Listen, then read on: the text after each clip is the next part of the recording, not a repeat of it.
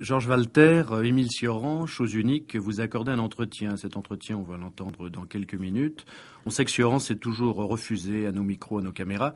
Donc cet entretien exceptionnel, vous l'avez vu avec lui le 29 mars dernier. Exactement, c'était quelques jours avant l'anniversaire de Cioran, qui a 80 ans depuis le 8 avril. Il est né en 1911. Il a, si je ne me trompe, à peu près le même âge que Otto de Habsbourg, ce qui est une coïncidence intéressante, au moins pour lui. Donc quelles sont les raisons qui l'ont poussé à vous accorder cet entretien? Vous êtes ami avec lui? Il m'avait fait l'honneur en 1967 de m'envoyer un mot aimable sur un de mes romans, mais je crois qu'il ne l'avait ouvert que parce qu'il s'appelait Les Enfants d'Attila. C'est un nom qui ne pouvait que le fasciner. Mais je ne l'ai personnellement rencontré qu'il y a 4 ans. Je ne crois pas que ce soit mes modestes ouvrages qui m'ont valu sa bienveillance. Certes, il était intéressé par le fait que je sois né à Budapest, compte tenu de l'absurde antagonisme séculaire entre Hongrois et Roumains. Cioran, toujours original, est un Roumain hongarophile, et je suis moi-même roumanophile, ou plus exactement cioranophile. Mais je crois que s'il m'a accordé cet entretien, c'est véritablement, essentiellement, à cause de mon père, qui est né comme lui en Transylvanie. La première fois que je lui en ai parlé, je me souviens que ses yeux se sont mis à pétiller. Alors la Transylvanie, pour la resituer, c'est donc cette province de partit la révolte qui a abouti à la chute du régime Ceausescu. Oui, très exactement. Mais pour Cioran, la Transylvanie, c'est bien davantage. D'abord, le pays de son enfance, le lieu des paysages, que cet exilé, cet apatride, comme il se nomme en son honorant, n'a jamais revu. Et c'est surtout un lieu quasiment mythologique dans ses écrits, comme une sorte de source de sa pensée sur la philosophie de l'histoire. C'est un endroit où au moins 4 peuples ont longtemps cohabité, les Magyars, les Sicules, les Saxons et les Roumains, en se mêlant, en se battant au cours des siècles. Il y avait là les Turcs, etc. C'est une espèce de chaudière de l'histoire. Et Cioran est né en 1911, quand la Transylvanie était hongroise et la Hongrie partenaire de l'Autriche dans l'Empire des Habsbourg, qui s'est effondré, ou plutôt qui a été démembré par les Alliés à la fin de la Première Guerre mondiale. Vous savez, en France en général, on ne connaît pas très bien ces questions, on ne mesure pas l'importance de la question de Transylvanie, pas plus qu'un Hongrois ou un Roumain ne peut vraiment s'intéresser à nos questions corse ou basque. Quand Cioran était enfant, il a vécu physiquement la situation du Roumain, plus encore méprisé qu'opprimé par le Hongrois. Seulement chez lui, le ressentiment s'est transformé cioranesquement en admiration, sinon en fascination. Plus tard, en parlant du gendarme hongrois, il écrira ces mots: c'était l'étranger, l'ennemi. Haïr, c'était le haïr. À cause de lui, j'abhorrais tous les Hongrois avec une passion véritablement magyare, c'est vous dire s'il m'intéressait. Ces lignes figurent dans la lettre à un ami lointain, ce texte qui introduira la deuxième partie de l'entretien, j'y reviendrai, mais c'est là aussi, dans ce texte, que Cioran a écrit sur les Hongrois des pages magnifiques. Il dit « jalousé jusqu'à la férocité de leur langue ». Je succombe, dit-il, à son charme et à son horreur, à tous ces mots de nectar et de cyanure, si adaptés aux exigences d'une agonie. C'est en hongrois qu'on devrait expirer, ou alors renoncer à mourir. C'est assez fou, n'est-ce pas? Mais c'est avec raison que Cioran tient pour nécessaire aujourd'hui, comme vous allez l'entendre, le règlement d'un conflit de voisinage hongaro-roumain qu'il estime stupide et insupportable entre Hongrois et Roumains de Transylvanie. Ce conflit, il l'a vu déjà sous l'Empire austro-hongrois, qui était pourtant, selon lui, un haut lieu de civilisation, qui était le siège de la vraie culture d'Europe centrale. Donc l'entretien a eu lieu chez lui, et vous pensez que la Transylvanie a aidé à créer le dialogue d'emblée? Oui, et je crois qu'il faut souligner que ça s'est passé chez lui parce que ça ne s'est pas passé dans un studio. Et pour vous expliquer sa première phrase, je dois vous dire que pour l'intéresser, eh bien, une fois de plus, je lui ai parlé de mon père qui, en 1916, soldat dans l'armée hongroise, avait assisté au couronnement du successeur de François-Joseph, après la mort de ce dernier qui était donc empereur d'Autriche et roi de Hongrie. Il y avait eu donc une cérémonie à Vienne et puis une autre à Budapest. Et comme l'Autriche-Hongrie, alors alliée de l'Allemagne, sentait déjà le vent de la défaite, on trouva particulièrement émouvante l'apparition du petit prince, fils du roi Charles III qu'on couronnait. Eh bien, ce petit prince, c'était Otto de Habsbourg, en uniforme de hussard. Il avait 5 ou 6 ans. je racontais à Sioran, au début de cette conversation, que lorsque cet enfant parut, tous les Hongrois se mirent à pleurer. C'est le truc, c'est en pleurant que se divertit le Hongrois. Voilà. Oui. Oui. Oui. Mes parents savaient à la perfection le hongrois. Mais à la perfection. Ils savaient à la perfection. Oui, ils étaient en Transylvanie. C'est près de Sibiu actuellement. Ça veut dire quelque chose. C'est Noaxaben. Oui. Voilà. Alors, oui, mon père était prêtre et il avait fait toutes ses études en hongrois. C'était dans l'Empire austro-hongrois. C'est avant la guerre de 14. Mais mes deux parents savaient à la perfection le hongrois. Et vous, non, parce que vous parlez de... Non, parce que je suis venu comment dirais-je, dans l'école. J'avais 4 ans, vous comprenez, au moment où la Roumanie, on fait toute cette histoire, n'est-ce pas, etc. Mais je connaissais bien ces problèmes, par mon père, n'est-ce pas, surtout. Je connaissais à la perfection. Mon père était, au début, il était prêtre dans un village, près de Noaxaben. Mais après, il est devenu prêtre de Noaxaben, de la ville. Ouais, moi, j'étais frappé que mon père me racontait des choses. Enfin, ce qu'était la Transylvanie, cette manière de vivre de ces deux communautés, était quelque chose d'assez extravagant. Il me disait que lui, dans son village, le jeu favori des jeunes garçons, s'il y avait un voisin roumain qui passait, c'était de le déshabiller, n'est-ce pas, et de le laisser en caleçon. Enfin, c'est une curieuse cohabitation, quand même. Oui. Et alors, quand on pense que c'est de cet endroit-là, que c'est là que sont nés les récents événements de Roumanie, n'est-ce pas? Oui, c'est quand même étrange. Oui, c'est... Bon, la Roumanie, c'est un mélange terrible. Il est très difficile de trouver une formule pour normaliser. Je connais assez bien ce problème en Transylvanie, puisque j'en viens, n'est-ce pas? C'est presque insoluble. C'est presque insoluble, c'est deux communautés qui se détestent, et c'est trop bête. C'est idiot. Il aurait fallu trouver une formule. Vous comprenez? Il faut dire que les Hongrois méprisaient profondément les Roumains. Ça mépris absolu. Et ça a aggravé les problèmes. Et c'est à cause de ce mépris, probablement, que sous Ceausescu, par exemple, on était si dur pour les Hongrois en Transylvanie. Enfin, c'est sans fin. Mais Ceausescu était un type méprisable. De toute façon, c'est pas lui. Les Roumains vont le mépriser, etc. Mais il y a ce passé, n'est-ce pas? Considère les Roumains comme un peuple de troisième ordre. Mais en même temps, les Roumains appréciaient les Hongrois. Il ne faut pas croire. Non, parce qu'ils sont plus honnêtes que nous, n'est-ce pas, des trucs comme ça. C'est très compliqué. Par mes parents, vous comprenez ça.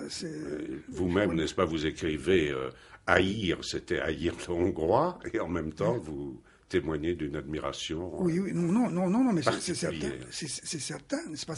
C'est un problème extraordinairement complexe. C'est pas les Américains qui peuvent le résoudre. Il faut quelqu'un qui connaisse, n'est-ce pas, vraiment, et trouver une formule. Les Roumains sont très malheureux au fond. Il faut un homme politique extraordinaire, n'est-ce pas, qui puisse trouver une sorte de formule comme ça. Il faut absolument sortir de cette impasse. Est-ce que vous avez l'impression que les gens qui ont pris le pouvoir après Ceausescu considèrent ce problème comme un des premiers à résoudre, comme une chose importante à résoudre? Je crois qu'ils voulaient résoudre, mais ces types sont impopulaires, mais pas à cause de ça. C'est que ça ne va pas. C'est la façon dont ils sont emparés du pouvoir. Il y a quelque chose qui ne va pas. Oui. Ça, c'est sûr. Mais eux, ils ne sont pas anti-hongrois. Ils sont au pouvoir. Ils sont pas anti-hongrois. Oui. Non, pas du tout.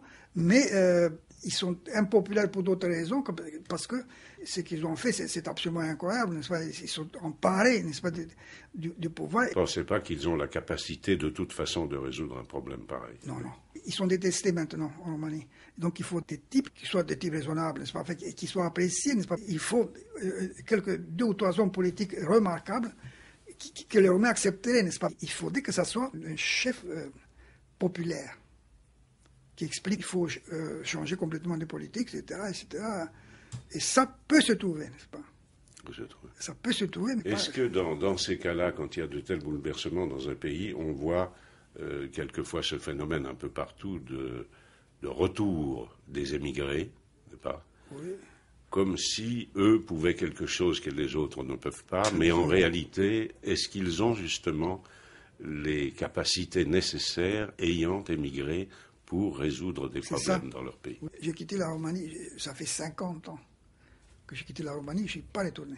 Et même actuellement, je ne vais pas y aller. Tout le monde sent qu'il y a un malaise profond et qu'il y a des solutions à trouver. On ne voit pas qui peut le faire. Mais les gens vraiment raisonnables, comme ça, disent, ça ne peut pas aller comme ça. Tout dépend. S'il y a un homme politique, ça peut être possible. Parce que actuellement, c'est un malaise profond. C'est même un désespoir. C'est des gens. Et il faut qu'il surgisse quelqu'un. Moi, j'ai dit à tous les Roumains que j'ai vus, il faut résoudre ce problème. Il faut une entente avec les Hongrois, n'est-ce pas? C'est pas possible autrement. C'est une des choses les plus importantes actuellement comme problème de la Roumanie. Absolument. C'est pas avec des phrases comme ça, nationalistes, comme ça, c'est grotesque. Non, il faut regarder les choses en face, etc. C'est évident. Pourquoi imposer la langue roumaine aux Hongrois? Ça n'a aucun sens. Pourquoi? Parce qu'ils n'en tirent aucun bénéfice. Il faut une sorte de quasi-indépendance, vous savez. Vous voulez dire une espèce de quasi-indépendance pour la Transylvanie, pour la partie où il y a ce mélange, comment faire? Non, mais vous comprenez, c'est le modèle suisse, n'est-ce pas, des trucs comme ça. Voilà. C'est des trucs oui, mais alors ça, c'est le rêve en ce moment pour l'Europe, puisque partout les choses se détraquent. Regardez ce qui se passe en Yougoslavie, n'est-ce pas? Oui, ça c'était grave. Alors, c'était une sorte de fédération. Enfin, c'est une sorte de fédération. Mais oui, il faut un très grand homme politique et qu'on ne puisse pas accuser de trahison, des trucs comme ça. Il faut quelqu'un qui est capable, et un type qui soit de Transylvanie, pas de Bucarest. Autrement, c'est le malaise très très grave qui va s'approfondir, qui est très dangereux. Ce terme d'Europe centrale qui a disparu presque du vocabulaire, ce qui est un malheur, n'est-ce pas? Qu'on a repoussé à l'Est tout le monde, n'est-ce pas? J'entendais toujours dire, les Hongrois, Europe de l'Est, je disais, mais non, c'est au centre, c'est pas... Mais cette Europe centrale, cette variété est une chose tout de même belle et intéressante, parce que elle correspond à 1000 personnalités, à des littératures, à des cultures, et en même temps, c'est la source aujourd'hui de tous les conflits les plus vulgaires, si on peut dire, n'est-ce pas, de l'histoire de voisinage. Oui, on revient à des problèmes anciens, n'est-ce pas, qu'on croyait dépasser, n'est-ce pas? Oui. Mais on a l'impression que rien n'a été résolu. Oui, c'est ça. C'est une sorte de néant, n'est-ce pas, comme ça, c'est très grave, n'est-ce pas? Et les gens sont très malheureux, vous savez, je ne vois pas tellement de Roumains, mais je vois comme ça. Et tous veulent plus ou moins s'en aller, ils ne savent pas, ils sont perdus, comme ça, c'est très impressionnant. Une des choses les plus terribles, vous ne croyez pas, pour les Roumains, pour beaucoup de peuples d'Europe centrale, c'est de s'apercevoir que la liberté ne suffit pas. Enfin, je veux dire que d'être tout d'un coup, de ne plus être des satellites de l'Union soviétique, ça ne suffit pas. En apparence, tout a changé et rien. Après le premier enthousiasme, c'est la déception et l'impossibilité de trouver des formules. Et on se demande quelle éducation leur donner, comment faire, n'est-ce pas, pour qu'il y ait une entente possible. Tout est là, n'est-ce pas? Il faut trouver la formule. Quelle est la formule? Et faire comprendre à ces peuples qu'il faut dépasser le nationalisme d'avant. C'est ça qui est important. Tant qu'on reste chacun comme si l'histoire n'avait pas changé, c'est ça, n'est-ce pas? Il faut qu'ils comprennent qu'il faut dépasser le nationalisme. C'est absolument indispensable. Si l'Europe doit se faire, c'est la condition primordiale. Parce qu'au fond, si, entre par exemple les Roumains et les Hongrois, il y avait un contact direct, c'est déjà un problème essentiel résolu. C'est au lieu de revenir aux vieilles formes de nationalisme qui est intolérable. C'est une époque comme celle-ci. Évidemment, la France ne connaît pas ces problèmes. L'Allemagne, on ne sait pas quel rôle elle va jouer. L'Allemagne était beaucoup plus capable de comprendre ces problèmes. Mais c'est l'Allemagne d'avant, c'est pas comme ça. On ne sait pas si les Allemands veulent jouer un rôle important en Europe, ou si c'est seulement une histoire économique ou des choses comme ça. Si l'Allemagne, par tradition, connaissait ces problèmes. Oui. Je vous donne un exemple. En Transylvanie, il y avait une minorité allemande qui était importante. Oui. C'était très bien pour la Roumanie, parce que c'était eux, ils continuaient le système d'avant, c'est pas comme ça, et ils étaient très bien avec les Hongrois, c'était déjà très important, et ces Allemands ont quitté la Transylvanie. Pratiquement, ils ont foutu le camp. Quand j'ai vu que ce départ, c'est un abandon, j'ai dit, ça c'était grave, parce que ces types auraient pu jouer un rôle important. Étant objectif, eux, ils avaient de très bonnes relations avec les Hongrois. Ils auraient pu vraiment... Ils auraient pu être le troisième larron favorable. C'est ça. C'est servir d'intermédiaire. Oui, c'est ça. Alors, je connais très bien ce problème parce que, comme je suis de Hermannstadt, n'est-ce pas, je connais très bien ce problème. Et quand j'ai vu qu'ils quittent la Roumanie, ils disent c'est une catastrophe. Et c'est à contre-cœur parce qu'ils étaient assez heureux. Ils avaient ces merveilleux villages, ensuite les villes et tout ça. Et eux, ils auraient pu jouer ce rôle. Et ça c'est une perte. Tout de suite, quand j'ai vu qu'ils quittaient la Roumanie, ça aura des conséquences funestes. Parce que eux, ils étaient de l'Ancien Empire, n'est-ce pas? Vous comprenez? Ils n'avaient pas du tout la perspective des Roumains, etc. Mais les Roumains le reconnaissent tout de même une sorte d'objectivité, comme ça, ils auraient pu arranger tout ça. Et à condition qu'ils jouent un rôle très important, pas comme minorité, n'est-ce pas? Et ça, c'est Ceausescu qui a été le type funeste, n'est-ce pas? Il a détruit la Roumanie, au fond, c'est ce type, moralement et de tous les points de vue, n'est-ce pas? Et c'est à cause de lui que les Allemands sont partis. Vous voyez, n'est-ce pas? C'est malheur, comme ça. Moi, étant de Hermannstadt, je connais très bien ce problème. J'étais d'ailleurs le seul type qui allait dans la bibliothèque de Hermannstadt, le seul Roumain qui allait là-bas pour des livres, etc. Et je me suis créé La bibliothèque allemande. Oui. Oui, c'est ça. Oui. Moi, j'y allais tout le temps, n'est-ce pas? C'était vraiment... c'était ma bibliothèque, n'est-ce pas?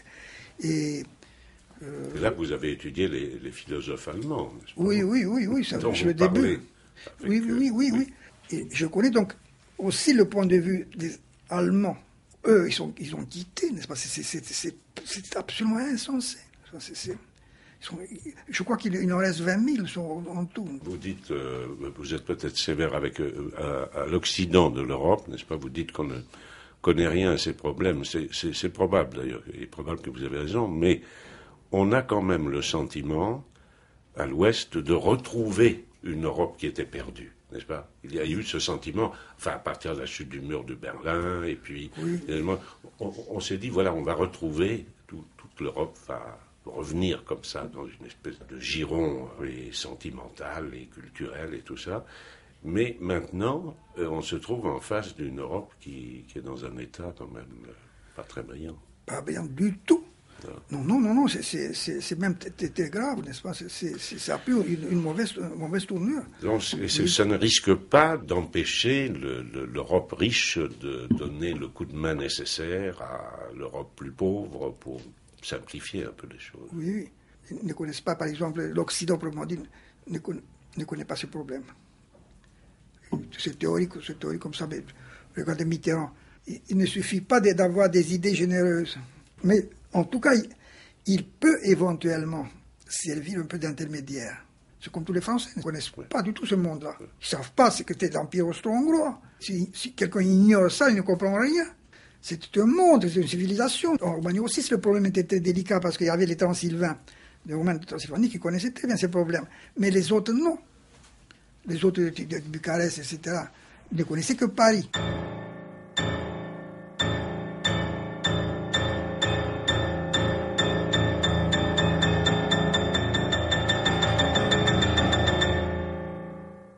En 1957, à Paris, Sioran publia « Lettre à un ami lointain ». Cet ami lointain, c'était Constantin Noïca, philosophe roumain d'origine grecque, qui était resté, lui, en Roumanie, et qui avait écrit à Sioran que, tout compte fait, l'exil est mieux ici. C'était la lettre affectueuse et critique d'un homme qui espérait encore pouvoir être utile à son pays, et aussi la lettre d'un homme qui croyait avec ferveur aux vertus de l'Europe et de cet Occident dont Sioran, de son côté, se demandait alors quelle malédiction l'a frappé pour qu'au terme de son essor il ne produise que ces hommes d'affaires, ces épiciers, ces combinards au regard nul et au sourire atrophié que l'on rencontre partout en Italie comme en France, en Angleterre de même qu'en Allemagne. Est-ce à cette vermine que devait aboutir une civilisation aussi délicate, aussi complexe? Mais Sioran disait aussi, répondant aux reproches de ne plus écrire en roumain, quelle torture il avait subie pour entrer dans la langue française. Quelle consommation, écrivait-il, quelle consommation de café, de cigarettes et de dictionnaires pour écrire une phrase tant soit peu correcte dans cette langue inabordable, trop noble et trop distinguée à mon gré. La réponse de Noïca ne parvint jamais à Sioran, mais valut à son auteur 6 ans de prison en Roumanie.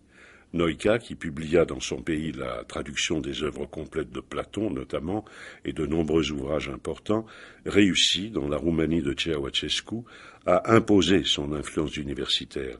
Il est mort en 1987, l'histoire de son amitié avec Sioran remonte aux années de jeunesse, sa grande date est l'arrivée à Paris des 2 étudiants roumains.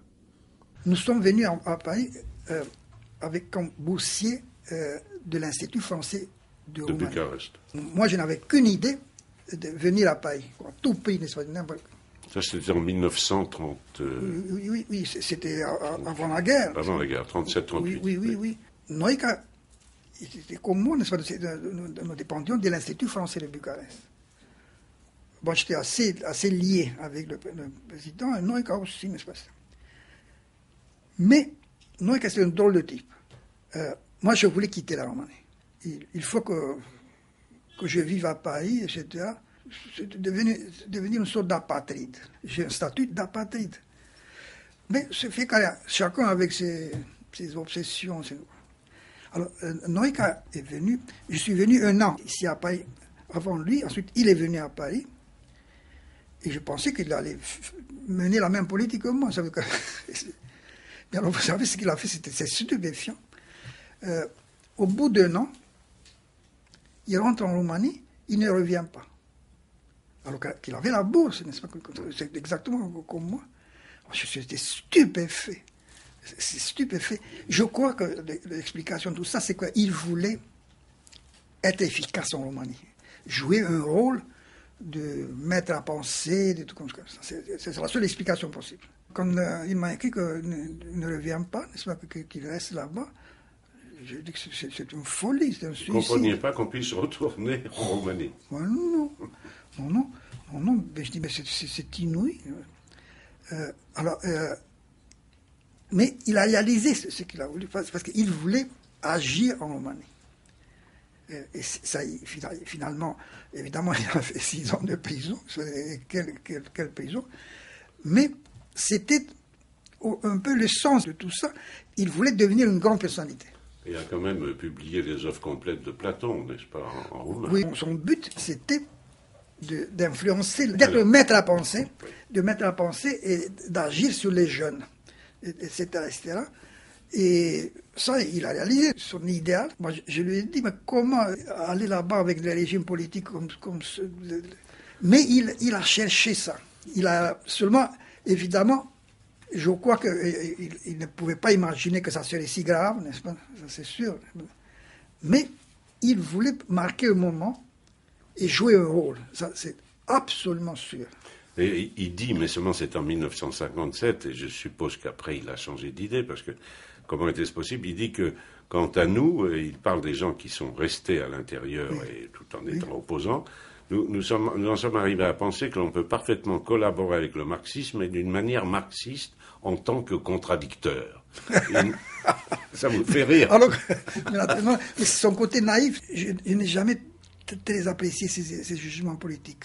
Il a toujours eu, il y a eu un élément de naïveté chez un homme très intelligent. Moi, très souvent, quand je discutais avec lui, je fédérer une sorte de naïveté qui est compatible avec l'intelligence. Au fond, Ceausescu l'a possédé, n'est-ce pas? Vous avez dit dans un petit texte sur lui que chaque fois qu'il vous rencontrait, il vous faisait des critiques et des reproches, n'est-ce pas? Tout le temps. Mais ce qui est important chez lui, c'est qu'il voulait influencer. Oui. C'est presque une maladie chez lui. Oui. Et c'est pour ça qu'il a cultivé les jeunes, tout ça, être présent et être maître à penser. Ça, c'est sûr, et c'est ça qu'il a perdu. Et il vous fait un reproche à un moment donné qui est quand même intéressant. C'est à peu près le même. Je me rappelle qu'en 1968, après les événements de mai à Paris, un certain nombre d'entre nous étaient à Prague, n'est-ce pas? Et il y avait des étudiants qui nous disaient, mais nous ne comprenons pas, qu'est-ce qu'ils ont ces étudiants français, n'est-ce pas, à dire qu'ils ne veulent pas de la société de consommation. Mais nous, on voudrait bien consommer, n'est-ce pas? Ils disaient bien. Alors, de même, si vous voulez, Noïka vous reproche d'essayer de définir le vide de la liberté qu'on peut avoir en Occident, ou ses vices, et que vous parlez à des gens qui ne savent pas ce que c'est, n'est-ce pas? Vous parlez de pain à des gens qui ne connaissent pas le goût. C'est ça qu'il vous reproche à un moment donné dans sa lettre. Vous vous rappelez, n'est-ce pas? Que nous n'en avons pas une parcelle, alors comment pouvons-nous critiquer la liberté? Bon, ben maintenant ils l'ont. Oui, mais ça ne va pas très bien. ça ne va pas bien du tout. Donc vous aviez malheureusement un petit peu raison. Mais vous comprenez, Noïka, voilà sa tactique à Paris. C'est très intéressant. Moi, j'étais venu ici pour faire une thèse, mais c'était un mensonge. Je ne voulais pas faire une thèse, je ne m'intéressais pas du tout à l'université. Noïka, quand il est venu à Paris, vous savez ce qu'il a fait? Il est allé rendre visite à tous les professeurs importants. Et alors, au début, il m'a dit, viens avec moi. Et alors, il faisait une impression extraordinaire. Moi, je faisais figure d'illettré. Voilà ce qu'il faisait. Il y avait la liste des professeurs de la Sorbonne, etc. Et alors, il demandait une audience, comme ça. Mais avant d'y aller, il allait à la Nationale, il demandait tous les livres du professeur qu'il allait voir. Et en quelques 2 ou 3 heures, il avait découvert tout. Alors, je suis allé avec lui 2 fois, et il a commencé à parler des livres du professeur. Tout était bien ébloui. Il y a des types qui, 20 ans après, et votre ami Noïka, n'est-ce pas? Oui, professeur de la Sorbonne, parce que c'est le seul type, un type qui connaissait la valeur de la vanité. Non, oui, c'est très très fort. Et au bout des deux séances, j'ai compris que c'était pas possible. Je faisais figure d'illettré. Vous comprenez? Alors, j'ai compris sa manœuvre. C'était très habile et intelligent. Moi, je trouve que c'est une tête d'homme politique, presque. Disons comme ça. C'est très habile. Oui. C'est très habile. Tactique électorale, quasiment. Ben oui. Et alors, j'ai dit, non, je finis, je ne viens plus avec toi. Je faisais figure d'illettré. Il aurait dû être ambassadeur ou des trucs comme ça. Normalement, il aurait dû même faire une grande carrière. Mais enfin, ce n'était pas le cas. Mais c'est le côté grec. Et donc, je vous assure, 20 ans après, des types qui je dis, il est en prison. Ils ne l'ont pas oublié.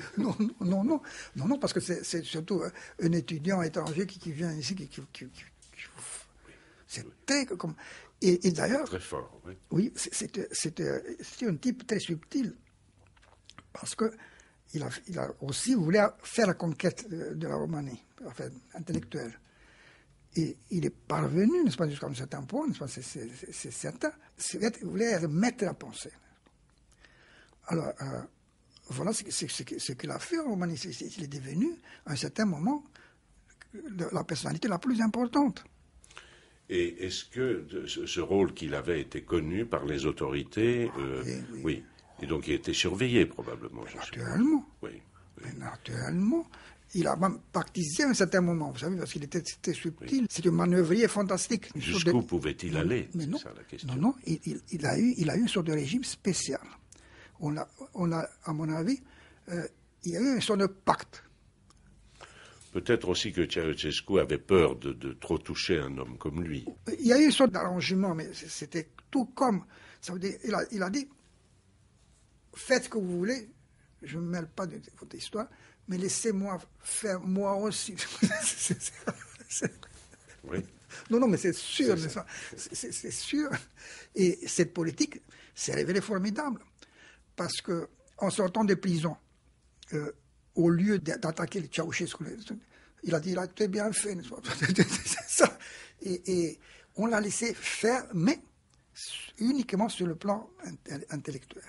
Dans notre jeunesse, nous avions, parlant une sorte de maison, comme ça, et qu'on était bien la région. Alors c'est mon frère qui lui a révélé cet endroit, et c'était devenu un lieu de pèlerinage. La police de Ceausescu surveillait de près, c'est que Noikal le savait, mais il était très prudent. Il n'attaquait pas le régime, etc. Mais il avait la liberté sur le plan strictement philosophique de faire ce qu'il voulait, parce que de toute façon, ça n'intéressait pas Ceausescu. C'est ça. Ceausescu, finalement, ne le trouvait peut-être pas très dangereux, non? Mais non, puisqu'il a joué le jeu. Il a joué le jeu, n'est-ce pas? Laissez-moi faire ce que je veux faire, n'est-ce pas? De faire la philosophie. Il n'attaquait pas le régime, mais sur le plan plus proprement intellectuel, il était assez libre. C'est un jeu très subtil, c'est de grec. C'est une histoire assez unique dans la Roumanie. Oui, c'était devenu un lieu de pèlerinage. Alors, on savait, on le sait maintenant, il y avait un type qui était là comme ingénieux, comme ça, et qui espionnait. C'est pas qu'il faisait des rapports, c'était à tout le monde, savait absolument, on l'a su après la mort de Noé, etc. Il était absolument espionné. Mais il a joué le jeu. C'était trop intelligent pour nous rendre compte que autrement on l'aurait arrêté, n'est-ce pas, etc. On l'a laissé faire, mais à condition de ne pas aller trop loin, n'est-ce pas, etc. Il a joué un double jeu, mais très intelligent. Et comme ça, il a pu travailler, il a pu écrire. C'était très subtil. Parce que tout le monde s'est demandé, mais comment se fait-il qu'il y a un pèlerinage chez lui? Et d'ailleurs, lui ne critiquait pas le régime. C'est le jeu super grec, n'est-ce pas? Mais très subtil, mais vraiment. Et c'était... Et Ceausescu et lui ont fait un très bon calcul. C'est ça la vérité. Quand l'avez-vous vu pour la dernière fois? Je ne peux pas vous dire exactement. Parce que lui, il n'est jamais sorti de Roumanie. Noikal, oui, il n'est jamais sorti. Si, il est sorti. Si. Oui. Ouais, si. Il est sorti, donc vous l'avez vu en France? Ah oui. C'est ça. Oui, non, je l'ai vu. Mais parce qu'un jour, c'est ça où j'ai compris son jeu. Ce-ai mă cu Ceausescu? Il me pose cette question comme ça. J'ai dit, un juron roumain, je ne sais pas quoi. Ça m'a pourri, vous savez, ces trucs. Et j'ai deviné son jeu. Naturellement, c'était pas je compris, c'était bien. Il avait vraiment une sorte de statut spécial. Et il n'y a qu'un type comme ça qui pouvait manœuvrer. Et il a rendu très grand service, vous savez, parce que grâce à lui, on a publié énormément de choses. Enfin, comme ça, c'était très positif, au fond. Oui, c'est ça. Il a favorisé des publications. Oui, non, moi, j'ai deviné son jeu, parce que ça, c'était pas difficile. Bon, il y en a qui l'accusaient de trahison, n'est-ce pas? Mais ce n'était pas vrai. Il ne critiquait pas Ceausescu, mais il ne l'a pas loué non plus. Non, Non, non. Bon. Non. Il y avait une sorte d'arrangement. C'était très intelligent comme politique. C'est une histoire de survie dans la Roumanie de Ceausescu qui est intéressante. Oui. Non, mais c'est très important. Et Norica, c'est sous Ceausescu qu'il est devenu une grande personnalité. Ouais, c'est extraordinaire. Oui. Et pour moi, il y a des gens qui m'ont dit, non, c'est un jeu très subtil, c'est très important. Il faut au contraire le soutenir parce que mais c'est là où il a manœuvré, vous savez, comme ça. Il y a des gens qui l'accusaient, n'est-ce pas, de c'est quoi, n'est-ce pas, mais c'est pas vrai. Enfin, mais pour vous dire que c'était une personnalité très complexe. Il nous a jamais suggéré de rentrer, non, par hasard, non. Non, ça, il savait que oui. n'en est pas question. Mais il est venu ici, il a fait très mauvaise impression. Pas pour Ceausescu, mais... Peut-être qu'il voulait qu'on ne tape pas trop sur la Roumanie. Oui, c'est ça. Oui. J'ai trouvé ça grotesque. Mais il y a des gens qui étaient révoltés. Comment Mais c'était sans aucune efficacité. On peut dire que c'est inutile. Il a fini par se rendre compte. Il a fait des concessions seulement pour lui. C'est sur le plan intellectuel, c'était une chose favorable pour la Roumanie. C'est positif, je pense. C'est ça, c'est très important. Oui. Je ne voudrais pas que vous ayez l'impression que j'ai voulu le diminuer. Non, pas du tout. Non, parce que vraiment, c'était quelqu'un. C'était une très grande personnalité, un drôle de type, on peut dire, en même temps. Tout ça, c'est très complexe. Et il a joué tout de même un rôle très, très important. Pourquoi tous les Roumains maintenant font de la philosophie? Mais c'est vrai, c'est grâce à lui. C'est grâce à lui. Ben oui, la philosophie était assez méprisée. Et vous croyez que c'est pour ça aussi qu'ils vous lisent tellement, les Roumains, qu'ils vous lisent vous-même? Oui, mais moi, vous savez, c'était facile. Tout ce que vous avez écrit est traduit en roumain, je suppose, non? Non, c'est maintenant qu'on traduit. Enfin, tout va être traduit, je veux dire. Oui. Mais il y avait déjà des choses, je crois, traduites en roumain qui étaient entrées en Roumanie. Vous n'étiez pas un auteur interdit en Roumanie. Non, mais mes livres circulaient. Bien sûr. Je me suis tenu à l'écart quand même, parce qu'ils ont essayé par tous les moyens. Je dis, oui, déjà, sous Ceausescu, on a essayé. On a publié, oui, mais aussi de vous attirer personnellement. Oui, mais ça ils ont essayé, mais je refusais. Même pas question. C'était vraiment... ce type a été une catastrophe pour la Roumanie. C'est absolument... Il a corrompu moralement. Un peuple qui était corrompu. C'est très souvent, il y a des gens comme ça que je vois qui font des conneries, des bêtises. J'ai dit ça, c'est l'école de Ceausescu. Il y a des types qui ont reconnu. Aujourd'hui, la Roumanie voudrait bien qu'il y ait un certain nombre de gens qui reviennent, n'est-ce pas? Qui n'ont peut-être pas envie de revenir. Commencez par vous. Je peux vous dire, il y a un mois, j'ai été invité par l'ambassadeur de France à Bucarest. M'a invité, venez à l'ambassade, vous serez chez moi. Je dis que je ne pouvais pas. Vous étiez toujours en territoire français, n'est-ce pas, là-bas? Oui, c'est ça. Moi, je lui dis, écoute, j'ai quitté la Roumanie il y a 52 ans. Je ne suis pas retourné, je ne peux pas. Vous n'avez aucune envie même d'aller faire un pèlerinage dans ces paysages dont vous parlez? Mais justement, ça se pose le problème, parce que j'aurai dans quelques temps, dans je ne sais pas combien de jours, c'est la naissance. Anniversaire. Oui, je suis tout à fait contre ces choses. Oui. J'ai horreur, n'est-ce pas? Mais les Roumains, ils font du théâtre. C'est-à-dire, ils ne m'ont même pas invité, ils savaient que je n'irais pas.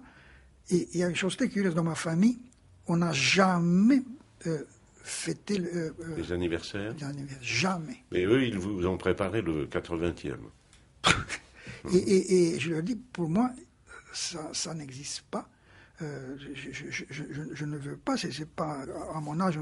Ensuite, je suis contre ces choses. De toute façon, faites ce que vous voulez, je ne peux pas vous en empêcher, mais théoriquement, je suis contre. Il n'y a rien à faire. Et même mon éditeur allemand, alors, les Allemands sont fous pour ces histoires, vous savez. Oui, ils aiment beaucoup. Et alors, il m'écrit, c'est un grand éditeur, dit, alors, on va, qu'est-ce que vous voulez, qui voulez-vous qu'on invite? Je dis, personne, mais je voulais absolument, non, je dis, je suis contre. Et dans ma famille, on n'a jamais fêté ses anniversaires. Et donc, je ne veux pas, absolument, je vous en supplie, parce que les Allemands sont c'est une religion pour eux. Oui. Alors, il dit oui, alors on va venir à Paris. Faites ce que vous voulez, mais je suis contre ce concept. Et alors, il faut tout un tam-tam, n'est-ce pas, maintenant, en Roumanie, justement, une liste d'invités, n'est-ce pas, comme ça. Faites ce que vous voulez, je ne peux pas vous en empêcher, n'est-ce pas. On vous a envoyé la liste des invités, je suppose. Oui. Pour vous montrer qu'ils sont oui. brillants. Mais je suis contre, mais je ne peux pas vous en empêcher. Vous faites ce que vous voulez. Mais pour moi, ça n'existe pas. Et c'est vrai, dans ma famille, on n'a jamais fêté l'anniversaire comme ça. Jamais. C'était très, très bien. Et pas à mon âge, cette comédie, absolument, je suis contre. Et actuellement, vous ne semblez pas très optimiste, mais vous ne souhaitez quand même pas les décourager non plus. Enfin, vous espérez que quelque chose... C'est pas... moi, je trouve que s'il y avait un gouvernement démocratique, ça serait vraiment un pas en avant colossal. Tout est là. Tout est là. Parce que j'ai l'impression que ces types qui sont là, ils sont sûrement très bien avec les Russes. Tout le monde le dit et c'est sûrement la vérité. Parce qu'il y a une illusion de liberté en Roumanie. Il y a une illusion de liberté. On peut écrire à peu près tout ce qu'on veut. C'est vrai. Mais tout de même, le phénomène le plus important en Roumanie, c'est les jeunes. Les jeunes sont contre. Et on a vu quand même la quantité des jeunes qui ont disparu en Roumanie, qui sont n'importe où. Ça, c'est très important. Je trouve que ça ne peut pas durer indéfiniment. Oui, vous savez, ce qui est inquiétant aussi, c'est que vous n'avez pas l'impression que cette Europe-là, qui est libérée, disons, qui n'est plus un satellite de l'Union soviétique, que cette Europe est en train de devenir de plus en plus une Europe d'immigrés ou d'immigrés potentiels, que les gens fuient, ont tendance à fuir leur pays. Absolument. Alors donc, que faire si Oui, c'est... seulement, maintenant, pour eux, le problème, c'est que plus personne n'en veut. Mais oui, et alors ils fuient où? Alors, oui, c'est ça. C'est dramatique. Les Roumains, par exemple, ils n'ont pas eu... Les Français, non, tout est refusé, tout ce qu'ils veulent. Mais ils vont aller n'importe où. Je crois que la seule solution, ça serait que, par exemple, un type comme Mitterrand, il devait intervenir, n'est-ce pas, écoutez, il faut changer un peu comme ça, c'est ça ce qu'il faudrait faire. Mais il ne le fera pas. Parce que lui, c'est un ami des chefs actuels. Dans quelle mesure il peut agir sur un pays qui n'est pas le sien? Qu'est-ce qu'il peut faire pour la Roumanie? Mais il peut peser, vous pensez? Il pourrait peser. Si, parce que tout est là. Parce que sur le plan proprement intellectuel, il y a des choses, c'est énorme ce qu'il publie. C'est extraordinaire. Que les Roumains publient. Oui, c'est vraiment extraordinaire. Oui. Donc, il y a une sorte de pas en avant, mais c'est le néant politique. Il n'y a pas une seule personnalité importante. Et c'est même un mystère. Je posais cette question, comment expliquer que ce peuple n'est pas donné une seule personnalité politique importante. Il n'y en a pas. Et ça, c'est même inexplicable. C'est très, très grave. Et ça, c'est le grand problème. Comment se fait-il qu'il n'y ait pas d'homme politique? Comme c'est le néant, le néant politique. Et personne ne peut me donner une explication. Parce que il y a des gens qui n'ont pas été persécutés, qui ont pu, n'est-ce pas, moralement, qui sont pas compromis, n'est-ce pas, etc. Mais comment se fait-il qu'il n'y ait pas des types qui croient qu'ils ont une mission? Il y a quelque chose qui ne va pas. Les élections, cette majorité démente. C'est une provocation. Est-il possible quand même, après 10 ans de dictature, de toute façon, ils avaient la majorité. Même s'ils n'avaient pas truqué, forcément. Même s'ils n'avaient pas truqué. Ça, c'est déjà un mauvais signe, n'est-ce pas? Oui. En Hongrie, c'est pas comme ça. Vous savez, heureusement que je ne l'ai pas fait. 10 jours avant l'exécution de Ceausescu, j'étais sur le point d'écrire un article, Le néant valach. Et c'était vraiment, j'avais en tête, et c'est un article terrible contre la Roumanie. Et ça, c'était à la suite d'un déjeuner. Ici, j'étais invité par une dame que je connais, mais il n'y avait pas beaucoup de monde, mais il y avait un type très insolent. Et je ne le connaissais pas. Mais enfin, il savait que j'étais roumain. Il a parlé de tous les peuples de l'Est, etc. Et quant à la Roumanie, je ne vais pas en parler. Ah oui. J'ai tourné le dos, mais il m'a tourné le dos. Quand même, c'était grossier d'abord. c'est grossier, mais malheureusement, c'était à cause de ça que je voulais écrire cet article. Le néant valach. Et heureusement que je ne l'ai pas écrit parce que ça aurait été terrible. C'était invraisemblable. Mon article s'appelait Le néant valach. Et ça aurait été terrible. C'était quand même au moment où les choses bougeaient un peu en Roumanie, n'est-ce pas? Oui, bouger, mais inefficacement. Tous ces pays alentours, tous avaient déjà fait. La Roumanie, c'était velléité. Qui est un petit peu venu de Transylvanie, une fois de plus. Une fois de plus. C'était quand même très grave. Parce qu'insupportable. Pour moi, surtout que tout le monde bougeait. J'avais été en Hongrie, comme ça, tout. Et tout le monde, partout où j'allais, n'est-ce pas, mais qu'est-ce que votre pays là? C'est dur pour vous. C'est dur, n'est-ce pas? C'est du bon, c'est un pays malheureux, c'est un foot mal, c'est l'échec absolu. C'est tous ces trucs, toutes les explications possibles, mais c'était très pénible pour moi. Et ensuite, ça, il faut dire que c'est le seul truc positif chez les Roumains, c'est qu'ils pensent le plus grand mal d'eux-mêmes. Oui. C'est la seule chose. Il faut maintenant démontrer que ça va servir à quelque chose. C'est partout. Mais tout le monde, vous savez. Oh, c'est le Roumain. Et une sorte d'autodestruction, parce que c'est très curieux. Parce que les gens, il y a des gens, beaucoup d'étrangers, des Nordiques, n'est-ce pas comme ça, qui me demandent, comment expliquez-vous qui est ce peuple, qu'est-ce qu'il représente, qu'est-ce que c'est? Je dis, c'est un peuple malheureux. C'est vrai, ensuite, il y a une sorte de fatalité, n'est-ce pas? Et le Roumain, c'est, d'après mon expérience, c'est le seul peuple qui croit fanatiquement au destin. Alors, c'est vraiment, les paysans, c'est extraordinaire, n'est-ce pas? C'est pas l'homme, n'est-ce pas? C'est la sorte, le destin. Oui, mais c'est profond. Les gens y croient, n'est-ce pas? C'est religieux, quasiment. C'est religieux, n'est-ce pas? C'est destino à Teslu Popor, n'est-ce pas, etc.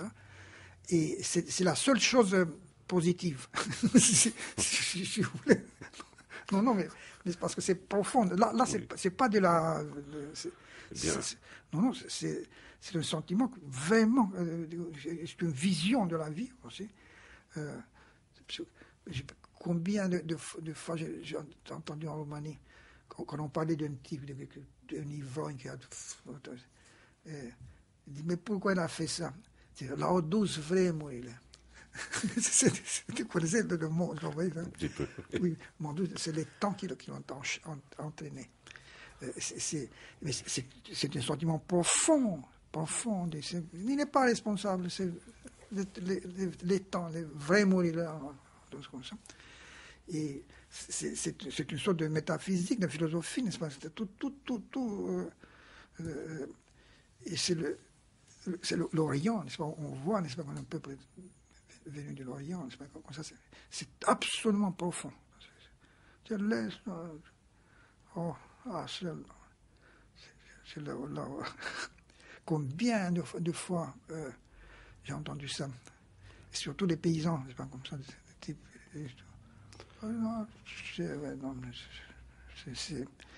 C'est ce qui explique l'inefficacité aussi. Ce que j'allais vous demander, si c'est efficace peut-être pour les individus, est-ce que c'est efficace pour un peuple dans une circonstance pareille? Non, c'est dangereux. Alors tout le monde est absous, n'est-ce pas? Tout fait une saloperie, une vol, n'importe quoi. Mais à un degré, c'est inimaginable. Ça m'a frappé dans mon enfance déjà, n'est-ce pas? Et ça continue maintenant, je crois, c'est même pire qu'avant. Et si on buvait quelque chose? Eh bien, volontiers. Oui, vous pouvez nous servir, s'il vous plaît? Parce que vous êtes plus près. Moi, Tu veux placer?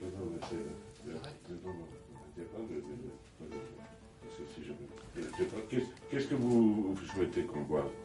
Mais vous plutôt, qu'est-ce que vous voulez? Parce que c'est des choses douces. Louches? Non, douces, pas louches. Mais écoutez, on va voir. Mais je vais aller voir. Non, je vais faire des propositions. Oui, c'est ça. C'est ce qu'il y a de fond là.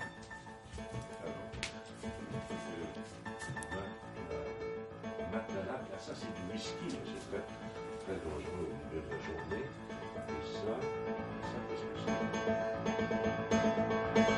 c'est?